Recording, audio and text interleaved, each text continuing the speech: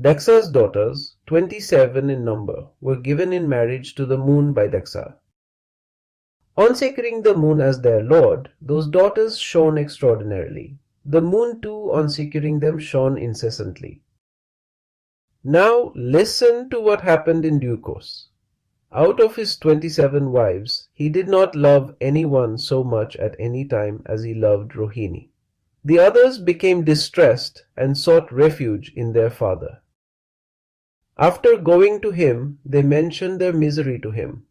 On hearing it, Dakṣa too was struck with grief. Approaching the moon, he calmly spoke to him thus: "O moon, you are born of a noble family. How can you cherish oddity in your affection towards your wives? If you have done so, stop with it. You shall not repeat it.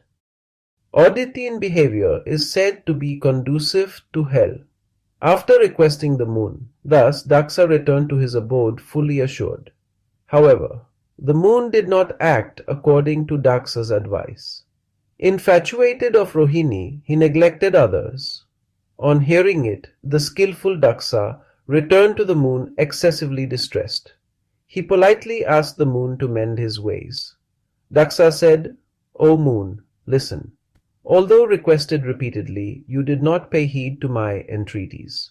Hence, fall a prey to the wasting disease." Just as Dakṣa cursed him, the moon contracted consumption within a trice. When he was wasted away, there was a great hue and cry.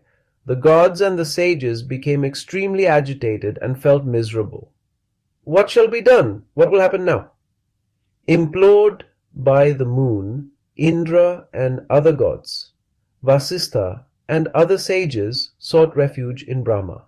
After approaching Brahma in their great agitation, they bowed to and eulogized Brahma and mentioned everything to him. On hearing their words, Brahma was much surprised. Brahma said, "Oh, what a pity! This is distressing to the entire world. Dakṣa has cursed him. Many unholy deeds have been committed by the wicked moon." The wicked fellow went to Prabhāsa's house and abducted his wife Tara. What avails the narration of his previous countless vicious deeds? What has happened cannot be reversed. I shall tell you the means to be adopted now. Let the moon go to the auspicious shrine at Prabhāsa. Let him propitiate Shiva there according to Mrityunjaya rites. Let him perform the penance.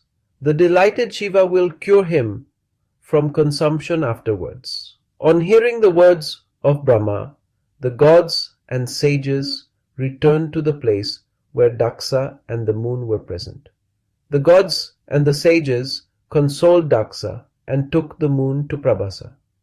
They invoked the sacred waters of Sarasvati and other rivers and performed the worship of the earthen phallic image in accordance with the Mrityunjaya rites.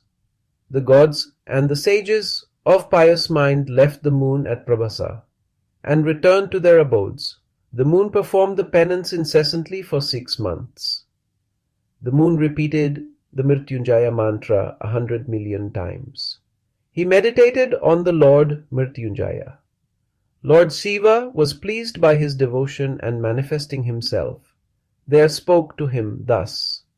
Shiva said, "O moon, may there be welfare to you. Choose your boon, whatever you desire in your mind. I am pleased with you. I shall grant you an excellent boon." The moon said, "O Lord of gods, if you are delighted, what is not attainable to me?